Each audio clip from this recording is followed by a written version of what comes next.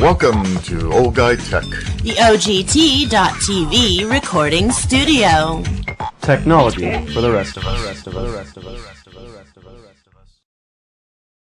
Hey, thanks for watching. This is Rob Charney with Old Guy Tech TV, and we are here for our monthly chat with Sheriff John DeAugustini. John, once again, of course, as always, thank you very much for coming. Watch the microphone. Watch the mic. So we get the chance to ask the sheriff some questions, and we got some questions from people, but I want to make sure that you know that this is your opportunity to call into the show at 530-621-1210. The number's on the screen. Give us a call, because the sheriff would like to hear from you as well. He hears from me all the time. He's tired of me. We want to hear from you, and we want to get some straight answers for you. So, but we got some things that are going on in law enforcement. First of all, I want to congratulate you on the CRPA, California Rifle and Pistol Association Law Enforcement Officer of the Year. Yes, sir. Congratulations. Thank you. For that. I guess that went really well, and you got a nice black powdered firearm out of that? I did. It was very humbling, honoring. I was along with the legislator of the year was there, and it was a great ceremony. My wife and son were able to be with me. And they presented me with an 1851 Navy Sheriff's model. That's cool. In a presentation case with the powder flask and the cap tin and a bullet mold, and it was. I was honored. I thought about it. Yeah, I know. I don't have guns. If once he's having a gun, shoot it. Do you have a gun you don't shoot? Well, not supposed to. But anyway, well, congratulations again with that. And I know the word has gotten all over the place, because I've gotten people that have called in on other shows and said, hey, don't you have that sheriff? Yeah, we do, as a matter of fact. So congratulations on that, and good job. And everything's been really good. So we've gotten some callers and show people that have emailed us some questions, and then we have a few things that that caught my eye that I thought maybe we would get the sheriff to answer. And I know that one of the things that happened just recently, John, is that the federal judges on Monday gave California 2 more years to meet the court-ordered prison population cap, and I was wondering how that's affecting or might affect the realignment issue. Well, it is all about the realignment issue. Right. That was the original court order for California to reduce their prison population by so many by months ago, right, a year ago. Right. And the governor has continually fought it, lawsuit after lawsuit after lawsuit after lawsuit. And I guess maybe if you just try enough times, you might get it. And we got a 2-year reprieve. It's like 112,000 inmates we're talking about that are going to stay locked up, which is good news. Well, yeah, absolutely. Where you won't have to deal with it. No. And this is we talked about this many times on this show about the whole new fundamental way of doing business in dealing with our inmate population in California. Right. What it means to us. I mean, we've said before. You and all the jails. We're very lucky here because we're in great shape. However, many of my peers, I was just talking with, we have a call. Hey, you're on with Old Guy Tech TV and Sheriff John DeAugustini. Who do we have? This is Dan Kurchek. How you doing, Rob? Dan, I'm very good, sir. Thank you very much for calling in. And we were just right in the middle of the realignment issue, but how can we help you? Or how can the sheriff help you? Okay, and hello, Sheriff. I was just calling. I'm sure the sheriff gets plenty of calls about problems and the issues in the area. I really wanted to just call to applaud the sheriff's efforts and the efforts of his folks. And the reason why is a couple weeks ago, my son was lost on the where was that, babe? On the Pyramid Peak. And obviously my wife's crying her head off, and his buddies' parents were distraught too as well.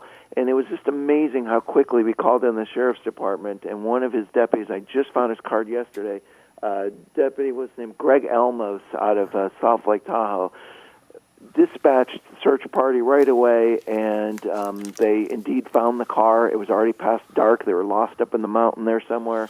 And even before the search party could get there, this deputy sheriff, Greg Elmos, went by himself in there and was able to turn on his siren to guide them back down the hill with his light and everything, was able to rescue them. And I, as a parent with us so incredibly distraught that your child's lost, and you're wondering, is he going to be attacked by animals, or are they going to have, frostbite or whatever that might be? And they were totally fine by this officer's effort to do that before we can get up there. I just wanted to applaud the sheriff and his department with great work and services they do. And we tried to, hey, can we take you and your wife out to dinner? Can we do anything? And he said, sorry, we can't do that. So my question only to the sheriff is, we already donated to the rescue party that was there because the officer said we could donate to them. But how else can we do this to get this officer some recognition? Can I write you a letter?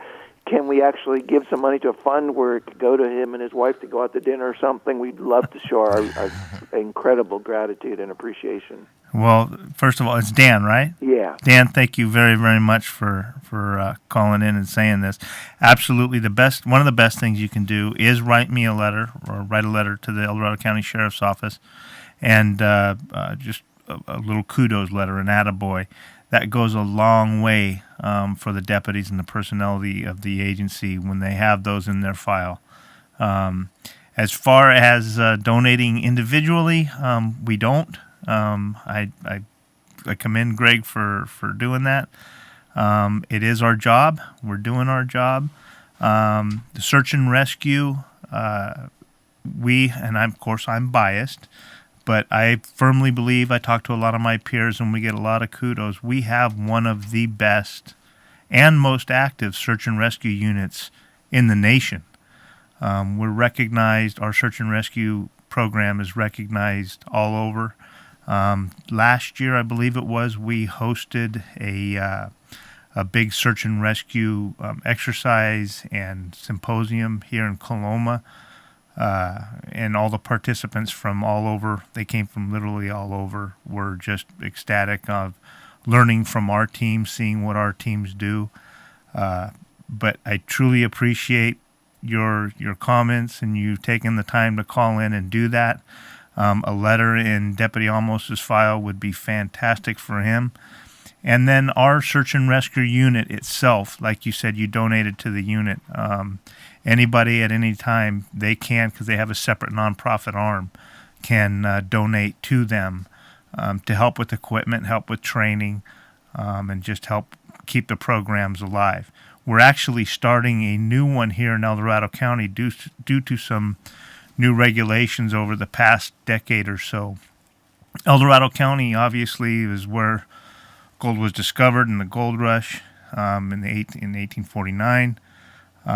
We have a lot of mines in El Dorado County, and mine rescue and mine exploration is huge here. Due to these new regulations, we were no longer, we didn't have the equipment or the training to be able to do this. If we needed somebody to go into a mine to look for somebody, look for recovery of evidence or whatever the issue may be, we had to get a hold of one of the few other agencies out there. I believe Tuolumne was one. Nevada County had one. We just recently acquired all of Nevada's equipment for free, and we are going to get our staff trained up, our search and rescue trained up. So funding coming into the program is going to help us get that up and running and have that as robust as possible due to the number of mines that we have. So, but first and foremost, thank you very much, Dan. I'm glad it had a great outcome. I was actually briefed on that one when right after you called. So, oh, great! Good to hear. And, it was a fantastic effort from Deputy Almos, and you're right. The search and rescue team guys were fantastic. Matter of fact, they just came back from another rescue effort and just came straight from that one to ours, and so got to meet all of them and thank them all in person as well too. But I definitely will send that letter out this week. And once again, thanks again for all the wonderful things you guys do for us out here. Thank you. Hey, Dan, thanks for calling, and thank you very much for watching the show. Pass the word. We need to get more views, so that always helps. But hey, good. I'm glad you had a great outcome. I'm glad your son is fine. Is that right, your son? Yeah, it was my son and his buddy, and they both thought they could make it up there and back on the same day. Obviously couldn't do it, and they were terrified, soaking wet. I bet. It was perfect time to get rescued by a deputy there. But well, anyway, great job, guys, and I definitely will keep putting the word out. Thank you very much, Dan, and thank you and your wife and your children and everybody, and I'm glad everybody's safe and everybody's good, and we'll talk to you next time. All right, take care. Bye-bye. Thank you. Bye-bye. So that was good, great Absolutely. job on the sheriff's department. Yep. Good thinking. So, all right. So let's get back to realignment. We were talking about the fundamental changes and the direction we're going. We're in good shape here, but I heard, we've talked about this before Yeah, too, we and have. it was neat to hear John McGinnis on his show the other day was talking about this, and something that for decades now has just been taboo. Nobody can ever talk about it, and the mantra has been, we can't build our way out of this problem. Right. You've heard me say that before. They say that all the time. That's what they claim. They can't build our way. Yeah. We don't have a choice. John Yeah. said the same thing. We don't have a choice.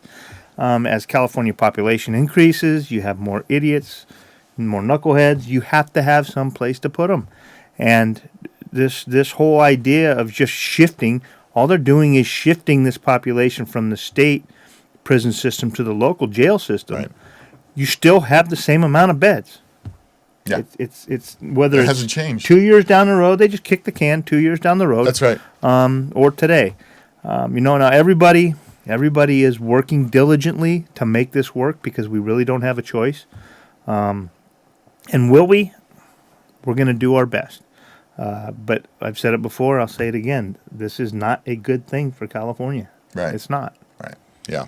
So, I think what part of it, my opinion was part of it, and there's a few, believe it or not, private jails that have been put together for profit, and I don't know if maybe Brown has been looking at that effort as well, but it's kind of an odd situation, isn't it? I mean, how does that work? A private prison or private jail? Well, I mean, it works. They fall, and we talked about this one time before, and I did a little bit of research. I apologize for not getting more information on it, but basically, if they meet the requirements of Title 15, Title 24, all the laws governing the operation and care and of inmates, Right. they can do all that, then they can contract. They're basically an extension of, even though they're private, they're an extension of whatever entity chooses to allow inmates to go there. Be housed there. But seems like there's money to be made, or they wouldn't be doing it. Right. So I don't know if they're out there trying to build these facilities or not, but we've got 2 years, and that's not a very long time. I don't know how you're going to solve much in 2 years. And Well, we started this October 1st of 2011, I believe is when we started. So we're already 2.5 years into it. And we're still dealing with the issues that we said we would be dealing with. Overpopulation of not now just state prisons, but now the county jails, which were already overpopulated at the time. Many of which are under consent decrees or federal consent decrees where they have a federally mandated cap. They can't go over it no matter what they do. Right. So they're, instead of the prison releasing the inmates at the lower level inmates, well, now the jails are releasing the lower level inmates. Right. We have the medical costs that are going through the roof. And we have the, I'll just call it jailhouse politics. The same knuckleheads that were calling the ACLU and all the other attorney firms to come and prowl the prison grounds looking for lawsuits, which was the impetus of this nexus of these lawsuits, what started these. Now they're prowling local jails, county jails, looking for the same things to sue, and they're doing that. And then you have a more sophisticated criminal element in our local jails that weren't set up to house that type of inmate. Yeah. So you got a training ground going. You're taking the lower level knuckleheads are getting in with the higher level knuckleheads, and now you got a training. A bunch of knuckleheads. Well, one of the things that was also is not. We shouldn't be laughing about it, but it sounds funny. The other issue that we don't hear talked about too much, of course, is how we're housing the criminally ill, mentally ill individuals, and that's another issue unto itself. Yep, we talked about that before. 18, we know a good solid number, 18% of our inmate population in California, whether it's in prison or county jails, 18% are diagnosed serious mentally ill. Sure. 18%. Right. That's a huge number. It's a huge number. If the legislature could figure out a way, and there's a growth formula that's built into this AB 109, and it's significant. if neither party's really interested in talking about building our way out of this problem, okay, Right. let's leave that what it is. Now, how about, would you be interested in beefing up our mental health system to accommodate this 18%? And if so, why not use that growth formula?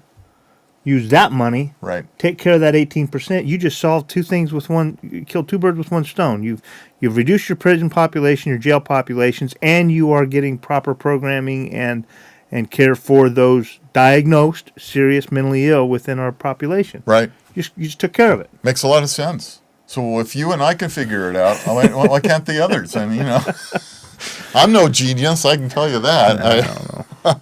But I think we hit on an issue that it just isn't being spoken about. I've never heard the regular media and talking heads ever mention this.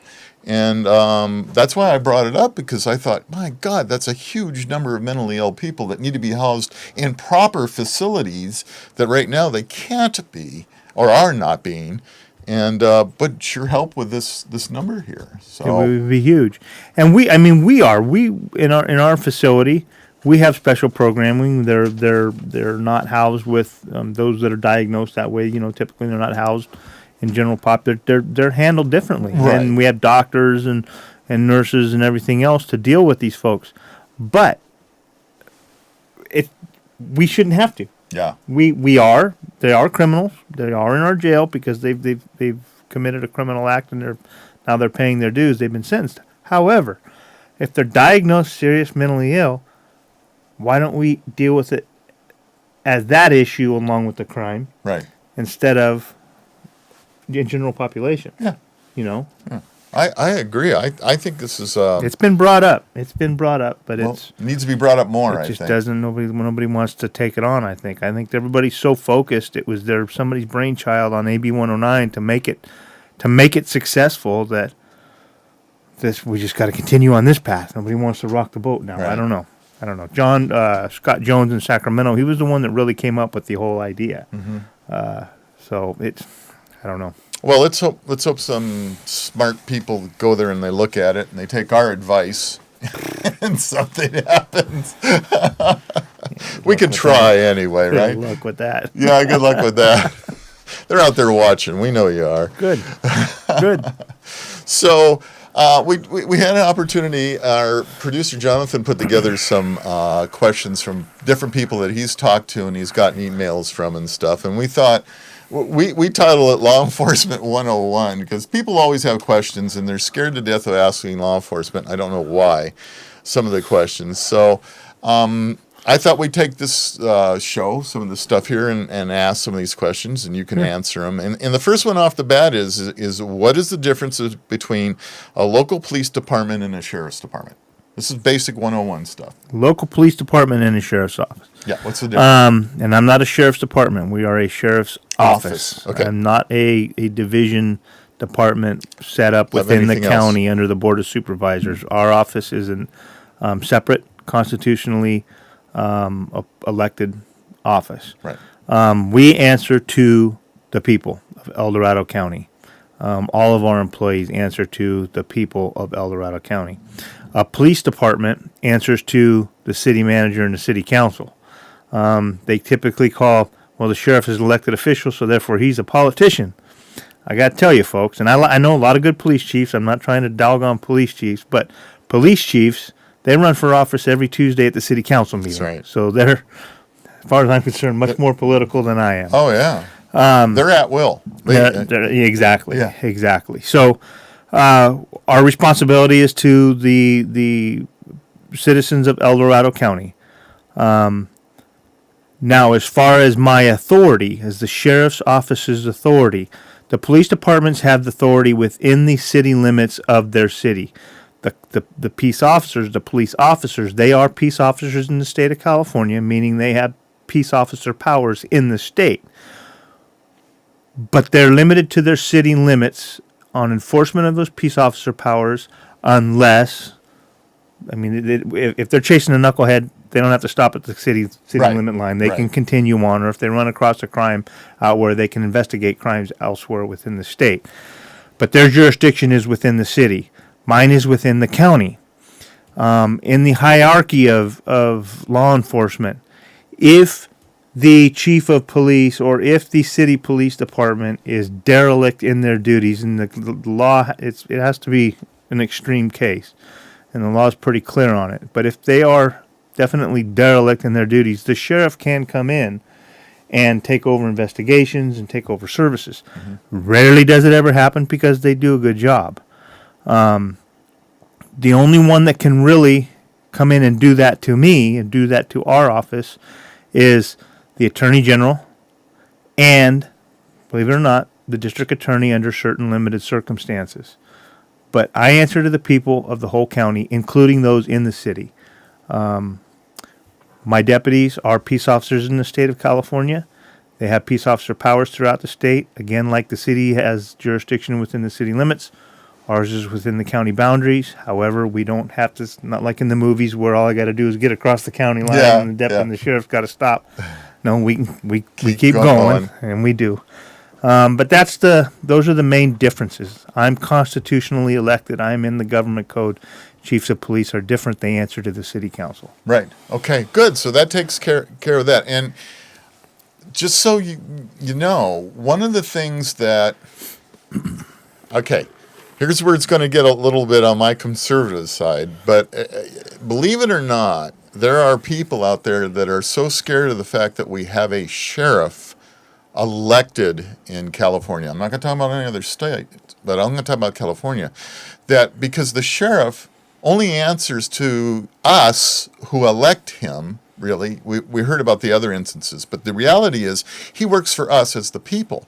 And unfortunately, there's some liberal bent politicians out there that don't like the idea that they can't control that department or that sheriff. You're absolutely right. There's actually movements every year. You'll hear somewhere in some state. The nation just recently went through this in Delaware. Back east, they're trying to strip the authority of the power of sheriff from the office of sheriff. Every once in a while, you'll see turn up on a ballot in a state or a county in a state, or a state, I should say, to remove sheriff from the constitutionally elected positions. Right. Connecticut has been successful. Wow. Alaska doesn't have constitutionally elected sheriffs. Neither does Hawaii. They run on the state police model, much like our CHP. If we didn't have sheriffs, if we were like them, CHP would be our county or state police. Right. Maybe one of these shows. It's a long history, but one of these shows we could maybe dedicate to. And I actually have a presentation. I have to get back into it and study up on it again. But the history of the office of sheriff and why it is what it is today is deeply rooted in history and good reasons, clear back to Anglo-Saxon England, and prior to the Magna Carta. It's an honorable position. There's a reason that it's constitutionally elected by the people.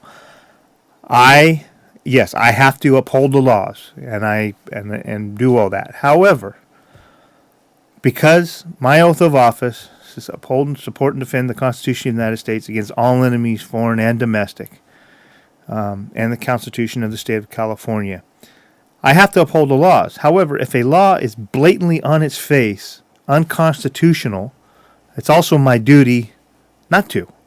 And I get, people say, well, and I've read the blogs and say, this sheriff's out of control, man. He's saying he's not going to enforce the laws. He's the sheriff. He has to just enforce what the law is.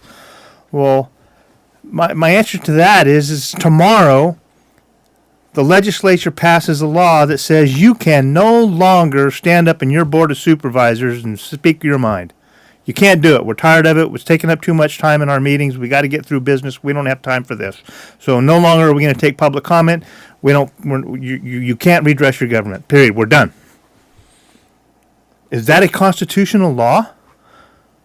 No. Right. So the first time people stand up and say, we're going to go in there and we're going to stand up to this, and the board of supervisors or whatever the legislature says, sheriff, arrest those people, because the law says No, it's their constitutional right.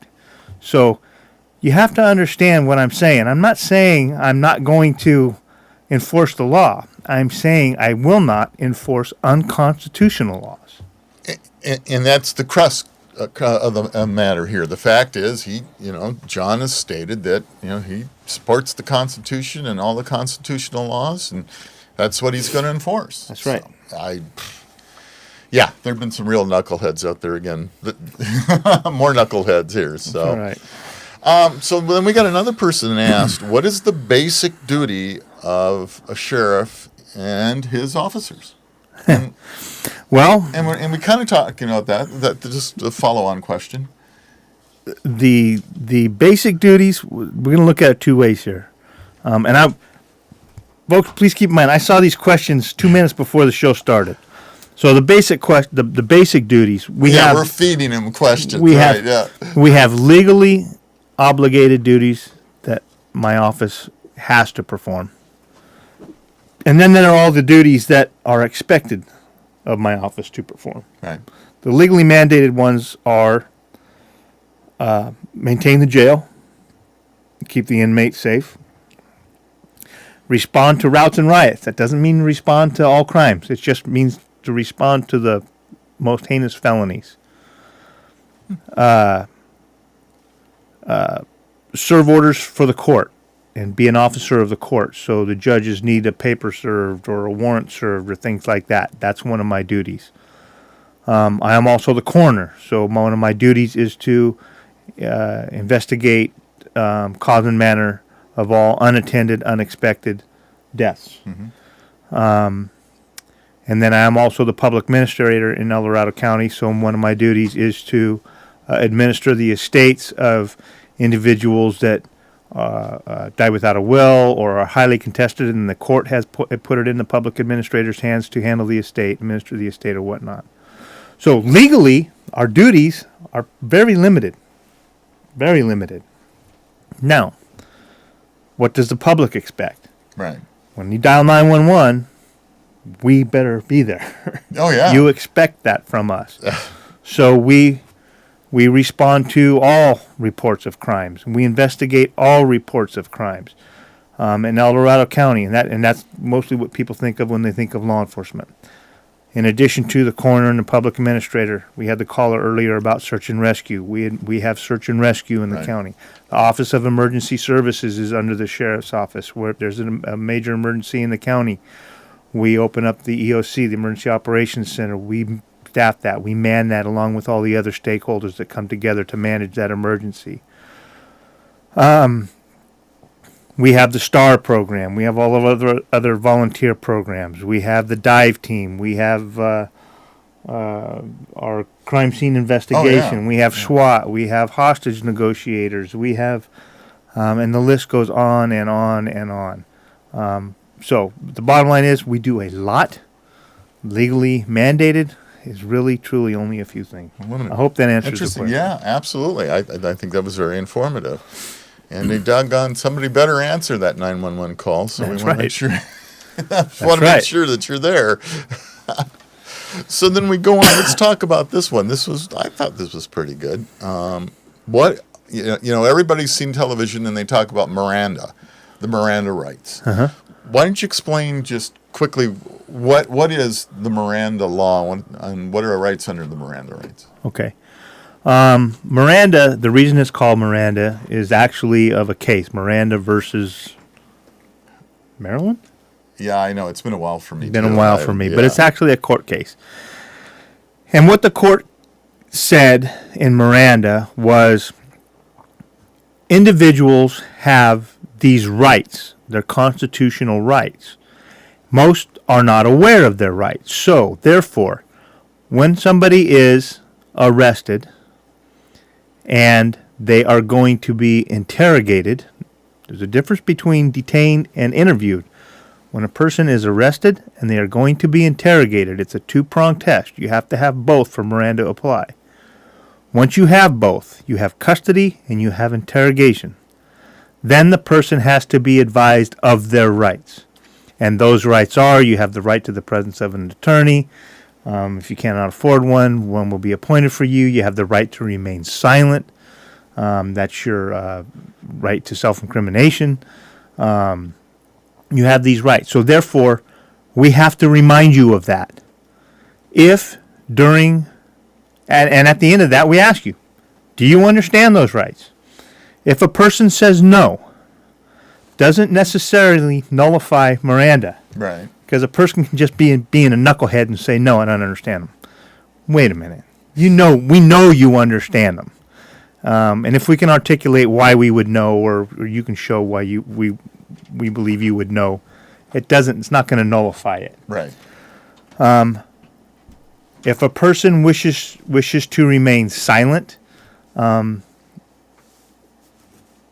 doesn't mean that we need to stop talking.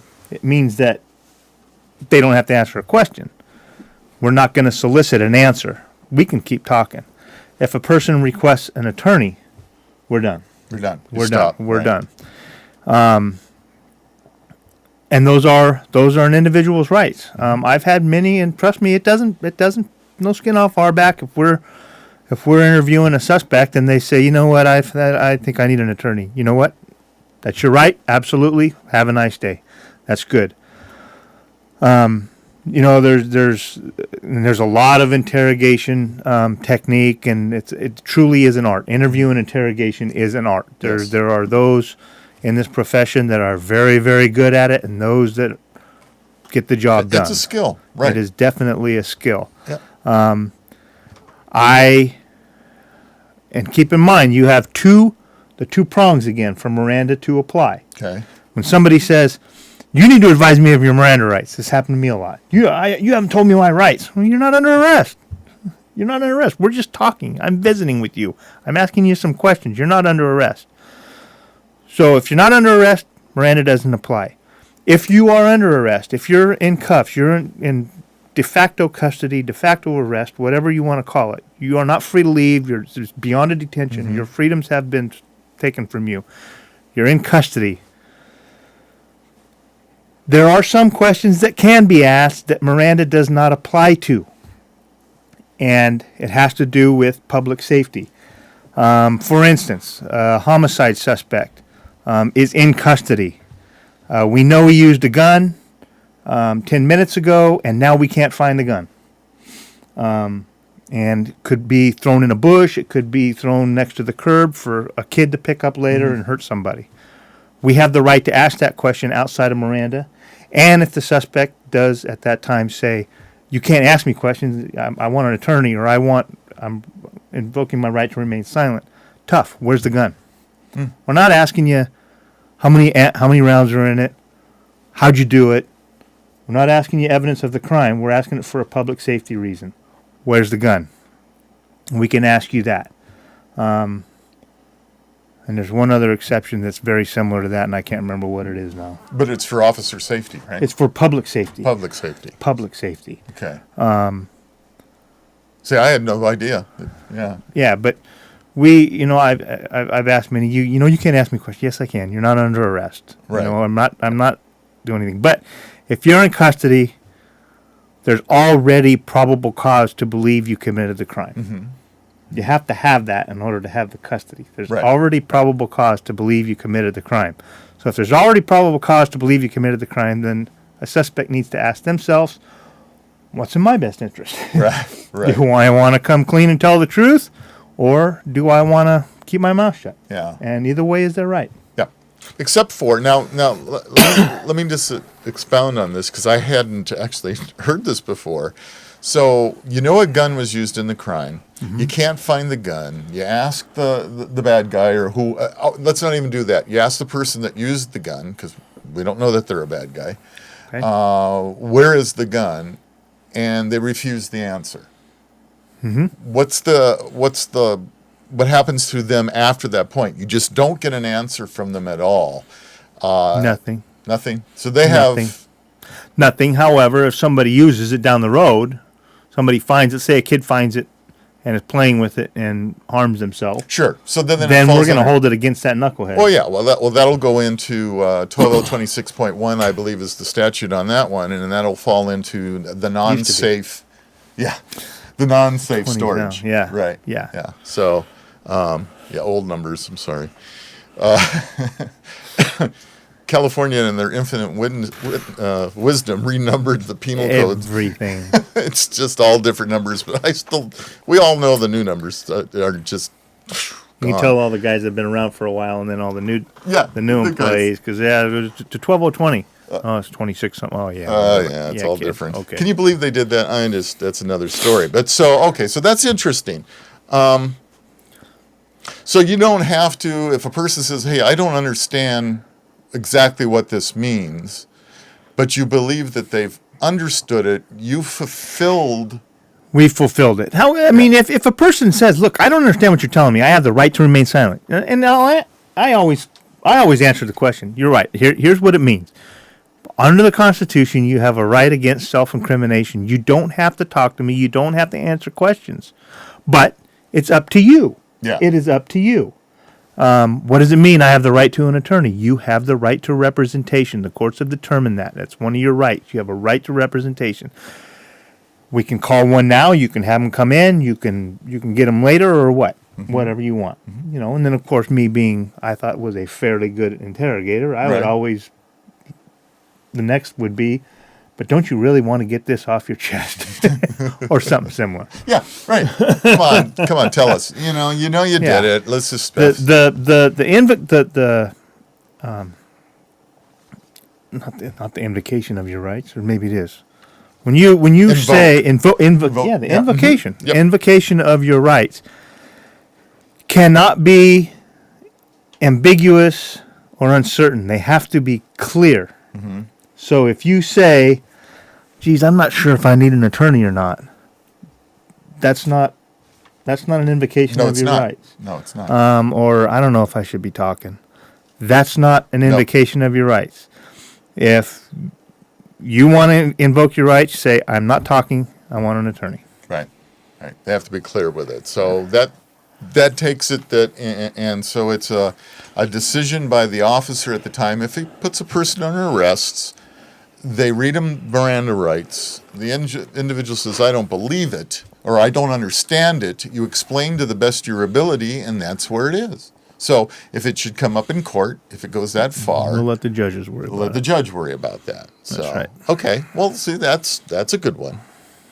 So we've got a number of people in this county that have concealed weapons permits, and one of the questions that I get a lot, and we had somebody ask this, and here's the question: it is, if you have a concealed weapons permit, or you have a firearm in your car, are you supposed to notify a cop when you're pulled over that you have a firearm? Supposed to, meaning, are you mandated? Yeah. No. Really? Okay. No, you're not mandated to. Is it wise? Absolutely. Number one, it does a couple things. It lets the deputy know. One of the most uncertain encounters a peace officer has is on a traffic stop. Right. You have a vehicle. You don't know who is in that vehicle. 99.99% of the time, it's Joe the plumber. Mm-hmm. It's whoever, just going to work, person. Going to a meeting, going to lunch, coming home, whatever. It's just Joe Citizen. Maybe they failed to use their signal. Maybe they were driving over the speed limit. Maybe you rolled a stop sign. Maybe whatever it is. But that 1 out of 1,000 or whatever the number is, I'm not going to want to hold me on that. I don't understand for that either. Is a knucklehead. Right. And we don't know if this knucklehead is just hoping to get away with something maybe they just did, or maybe this knucklehead is hell-bent on killing a cop. And we've seen, I'm sure everybody has seen, if they're watching this, they're computer literate, they've seen those videos where a deputy or a police officer's whole world is changed in a heartbeat. Yep. In a heartbeat. Just to that. So you have to understand that peace officer at that time is engaged in one of the most uncertain things in this business. When you go to a call for service, somebody just used a gun in a robbery, you know you're going looking for a knucklehead. Right. Traffic stops, different. We don't know. It's an unknown. So, let me ask you that. And when you say it's an unknown, when a car is stopped, does the officer run the license number prior to approaching, or how does that work? Typically Typically, no, the license is not run. Typically, on a traffic stop, the license information, the description of the vehicle, how many people are on board, and obviously the location is given to dispatch. The peace officer is already making contact with that party before that information comes back. Okay. That's typical. Right. Many times, if we have time, the officer will wait for that response because maybe there's a want on that vehicle. Right. Maybe there's a want for whatever. You don't know. You don't know. So we'll try to do that. We try and get that return back. So when the deputy or the police officer comes to your door, and if you are a CCW holder, like I do when I'm law enforcement, and I've been pulled over, I'll admit it.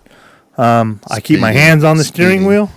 Keep my hands on the steering wheel because I know as a peace officer what I'm Makes looking the for. life a lot easier. There's no furtive movements. There's nothing going on in that car. The officer rolls up, and I tell him, do you have your driver? The reason I stopped you is you were speeding. Can I see your driver's license, registration, and proof of insurance? Absolutely. It's in my wallet, but there's a gun in the console. I'm a peace officer. Or, absolutely, it's in my wallet. There's a gun on my hip. I have a CCW permit. Immediately, that does two things. It lets the deputy know, okay, the person's already being honest with me that there's a gun in the car, so they're probably not going to use it against me. Number two, if you're a CCW holder, you've gone through all the backgrounds, you've done all the training, they know that you're a law-abiding citizen, you're probably not going to do anything stupid. Above and beyond law-abiding.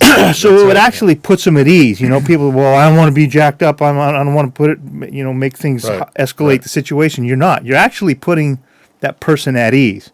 Now, if you're concerned that you're in a jurisdiction where they frown on CCWs, well, that's that officer's problem. That's not your problem. I'm telling you, as a peace officer, it would put me at ease if somebody told me that because I already know now I'm dealing with a law-abiding citizen. Makes sense. And that excuse me, that's one of the things that I teach in my courses is that, basically the same thing. Just, wait till the officer asks you what you need, and you tell them, I have a CCW, and you go from there, whatever the deal might be. Now, one of the things that gets back to me, and I you guys have to remember, a concealed weapons permit is issued by the sheriff of the county, but it is a state of California concealed weapons permit. That's correct. So one of the things that we get every now and then, I get back to me, and I have yet to talk to a person this has actually happened to, but the story is I go into San Francisco, as an example. San Francisco has got this, I don't care if you can have a concealed weapons permit or not, we do not want you to have that firearm on you. Right. Okay. How does a person deal with that situation? I mean, he explains, I'm law licensed. I can get my license and insurance when you tell me to. I have a concealed weapons permit and I have a firearm on my head. Mm-hmm. Now the cop says, I don't care if you have a concealed weapons permit or not. This is the story. We do not recognize them here in San Francisco. And then it could go either way. Either he makes you lock it up in your trunk or whatever, or he confiscates the weapon. I've heard it both ways. Mm-hmm. What's your take on that? Well, first of all, don't get me wrong, I don't agree with their policy. Right. However, I don't want to see you be the poster child for the splashed all over TV. Just do what the officer says. You might not agree with it, but at that scene, at that time, is not the place to deal with it. You can express your beliefs, saying, this is wrong, this is a violation of my Second Amendment rights. My sheriff issued me a CCW, it's good in the state of California, but I understand you're doing your job. Right. Let him do his job, go along, be compliant, and then when it's done, then call your local NRA, Gun Owners of California, California Rifle and Pistol Association. They have attorneys on board, on staff, that look for these cases. They're waiting to get enough together to go ahead and challenge some of these issues. Right. Because it is a violation of your Second Amendment rights. But being obnoxious, if you cop an attitude right away, you're going to have a problem. You don't want to do that. Right. Just do what you got to do. Get through the situation. Be obedient. Yeah. And and then later deal with it. Right. Deal with it legally. I guess the biggest worry for a lot of people is the confiscation part of it. Here I've got a good investment in this firearm. I don't want to lose it. The officer is taking it, from you, and now you have to go through that paperwork. Right. So I agree. It's wrong, but there on the street, on the side of the road, is not the place to absolutely take that up. Don't do it. So again, folks, that's that's what I've been telling everybody, and the sheriff is absolutely right. Now is not the time. If that happens, and I don't know if it really has or not, but if that happens, don't argue. Just comply, and that makes it really easy. So, this is a two-part question here. So if an officer asks you to let him search your car, do you have to let them? No. Okay.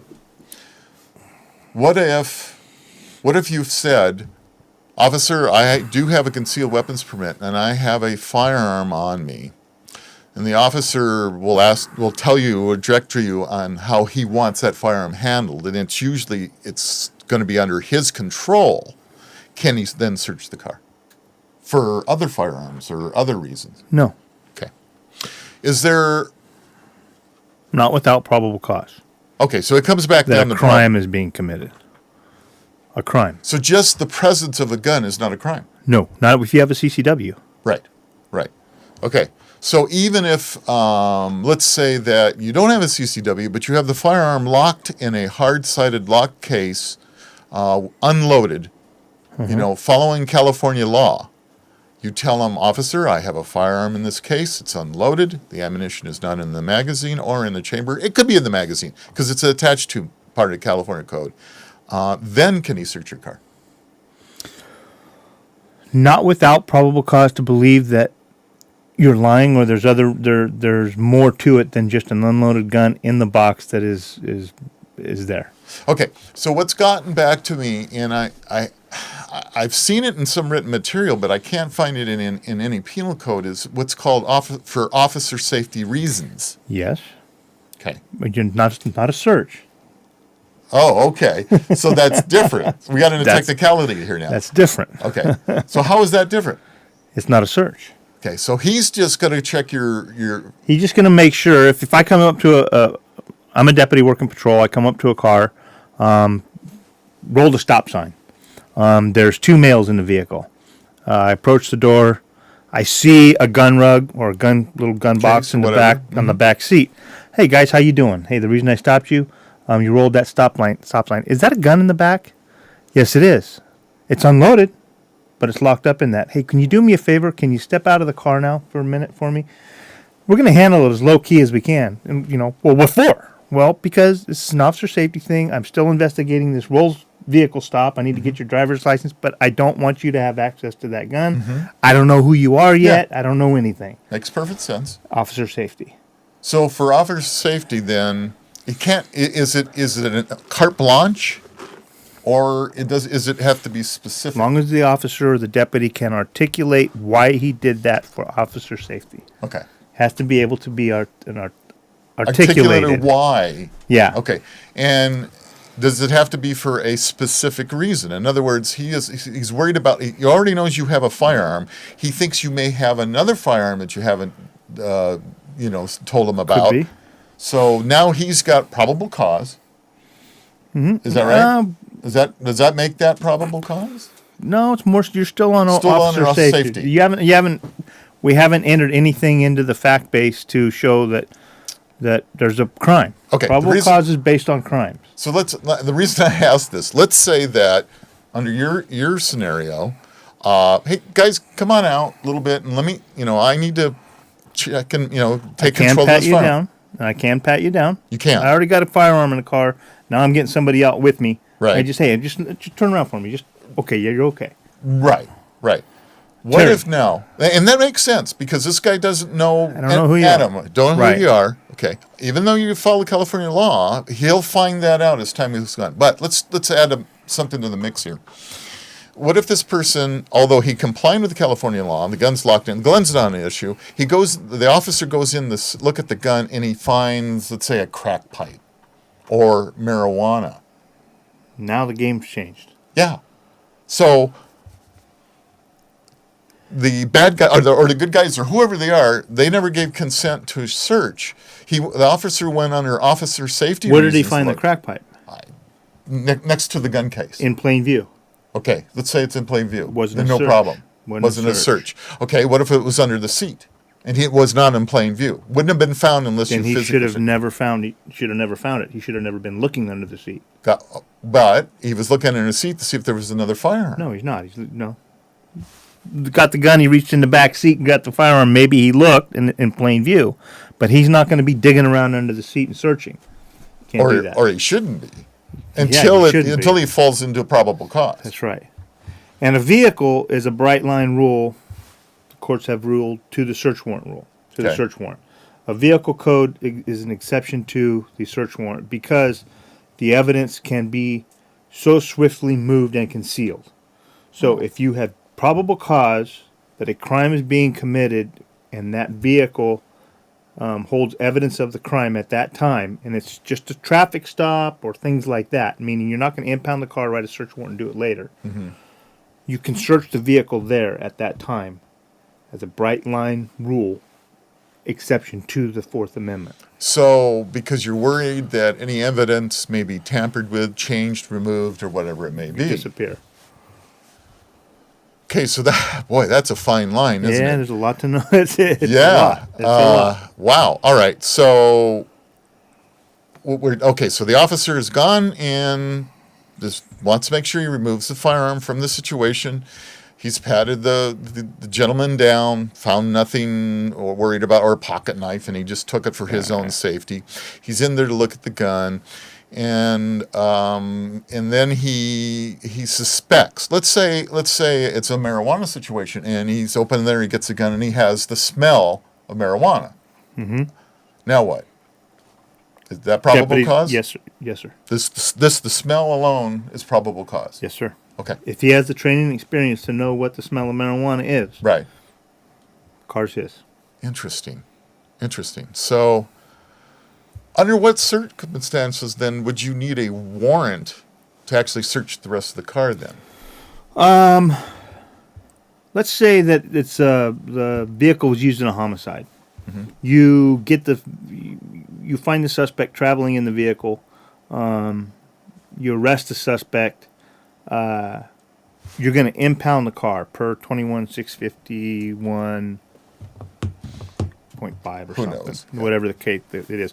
You're going to impound that car. The whole car then is a container for evidence. Right. You're not going to search that car right there at the scene. It's too much. It's going to be taken to where... Forensics. So you're going to store it, and then you're going to write a search warrant for that car. Because now there's no exigency that car is going to leave. It's going to drive away. Somebody's going to get it. Because it's under control of the department. It's under control. But there at the side of the street, when you roll up, contact the driver, and the minute he rolls down the window, because you're going to tell him he forgot the signal when he turned right, it rolls down the window, and boom, you get a whiff the overwhelming smell of... Or alcohol. Fresh, or alcohol, or whatever. Right. Car's yours. Okay. All right. So then now you have a reasonable reason for that. And then I'll throw another. Let's do another. I'll throw another one in there too. Okay. Here's another one. There's another. Some folks would call it a search, but it's not. It's an inventory. If you are driving on a suspended license, okay, and this is I know for a fact. I saw you driving on it yesterday. I stopped you, told you, hey, if I see you again, here's a ticket. If I see you again, I'm going to arrest you, and I'm going to tow your car. Mm-hmm. Don't drive. Okay? Next day you see him. You're going to jail. Right. You arrest him.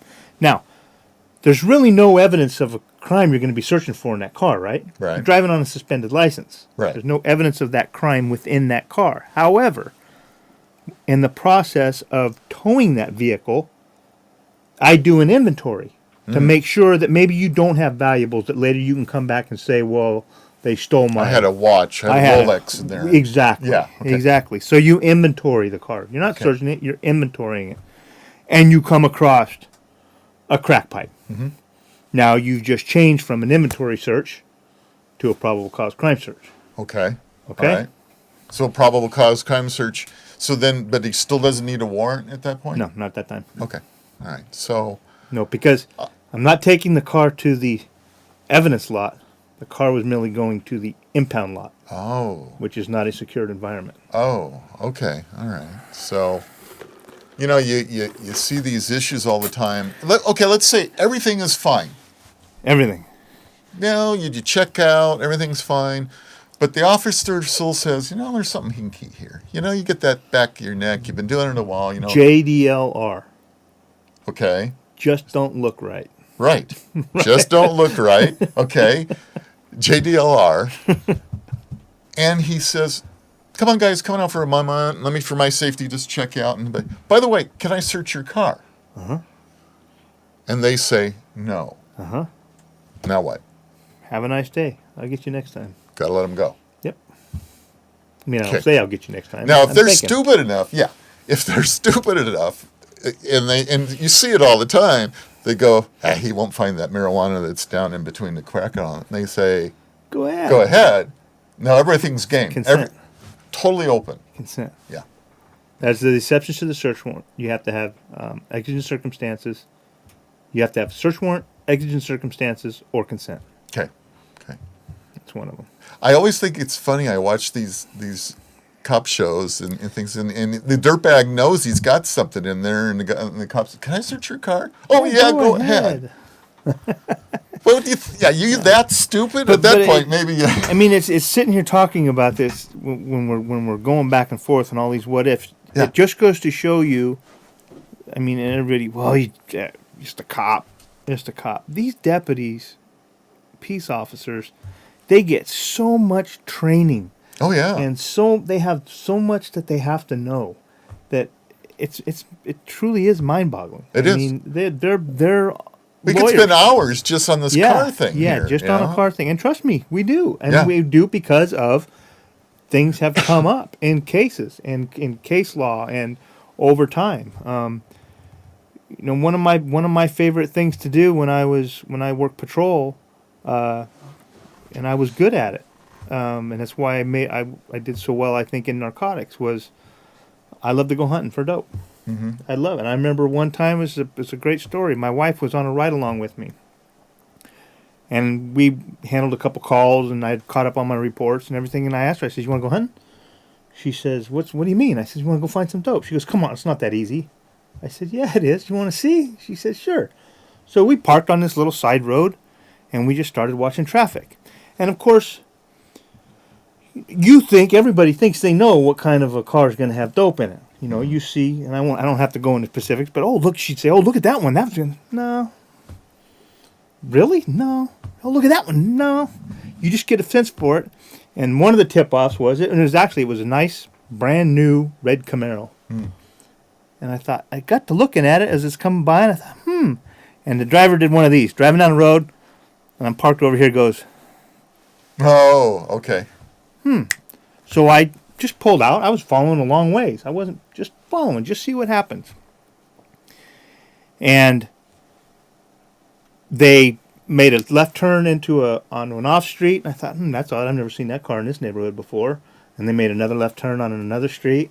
And then they made another left turn, and they got back out onto the main road. But that time they failed to signal. They didn't put on his blinker. So I can pull them over. And when I pulled them over, there was two people in the car, a male and a female. I walked up to the door, and again, you mentioned earlier the smell. Right. I asked him, whoa, the reason I pulled you over is you failed to signal back there. Oh, I did? Yeah. And, man, your car smells like marijuana. You got a lot of marijuana in this car? Yeah, I do. And he had probably 40 or 50 pounds, and this was back in, 1995 of marijuana and a couple guns. Wow. He went to jail. The female passenger, who was screaming and crying because she says she didn't know anything about it. Right. She didn't go to jail, but oh my God. But you know the deputies, you need to know the law, because if you screw up, all it takes is one technicality. If you screw up, everything gets thrown out. Yeah. So. Wow. I love doing that job. Yeah, I love that job. That's a heck of a story, isn't it? Whew. And it was all in little bitty baggies. It wasn't all in one big thing. All ready for distribution. It was all packaged for sale. Oh, that man. kid. That guy's still in jail looking for you. He was a nice guy. He was he was a nice guy. Oh, he wasn't he was a knucklehead. Not a mean knucklehead. But he was just, yeah. Oh, my. Well, that's a daytime story. Well, we're getting close to time. Let's see if there's an easy one here. So this is an easy one. Is law enforcement required to show ID if asked? Of course. Yeah. Well, typically we won't. Are we required to show you ID? Yeah. Yeah, but our ID by law is on us. Unless you're plain clothes. If we're plain clothes, yes. Yeah. Then we'll identify ourselves. Yeah. Two things here I think interesting. So tell us kind of what it means for you to be in law enforcement. I mean, you've been there in law enforcement most of your life. What does it really mean for you?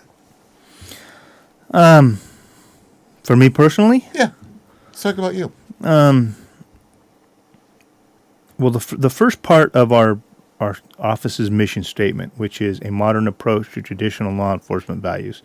The traditional law enforcement values is what law enforcement means to me, and that is the honesty, the integrity, the honor, the oath of office. And for me as sheriff, and every once in a while, it really hits me. Usually when I'm driving home from work and had a good day and things are calmed down. Mm-hmm. And then it really hits me, the responsibility, the immensity of it. It's quite the responsibility. It really hits me. And I'll be honest with you, I gets emotional sometimes. Yeah. But I remember one of my first field training officers, Noel Dunn, who's a great friend of mine still today. On my first day with him, this was back in 94. The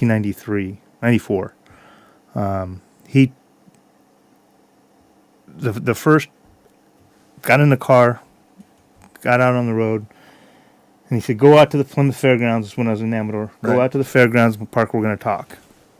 And we drove out there and we parked, and he just talked about the honor and the integrity and the honesty, those things I talked about, and, right. and what it means to serve and to, what an honorable profession it is, and don't ever tarnish it, and always keep that in mind. On duty, off duty, 24/7. You signed up for it. You must have wanted it. Now live it. And I mean, it means everything to me. Right. I love this job. It's a lot of responsibility.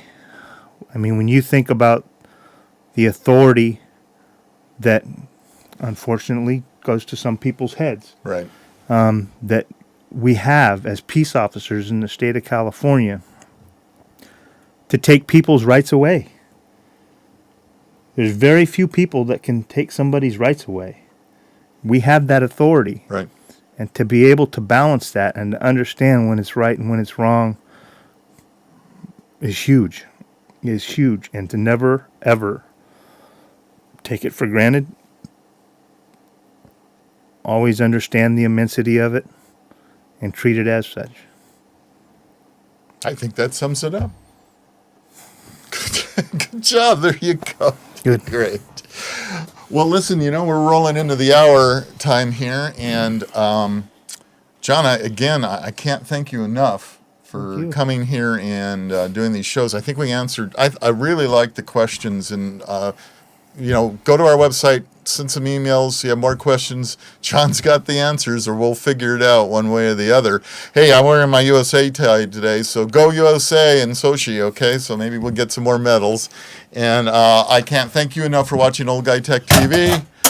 There goes our prop. We're off the air. But anyway, thank you very much for watching. Hey, if you can donate $5 or something, it'd help go a long way to keep the show on the air.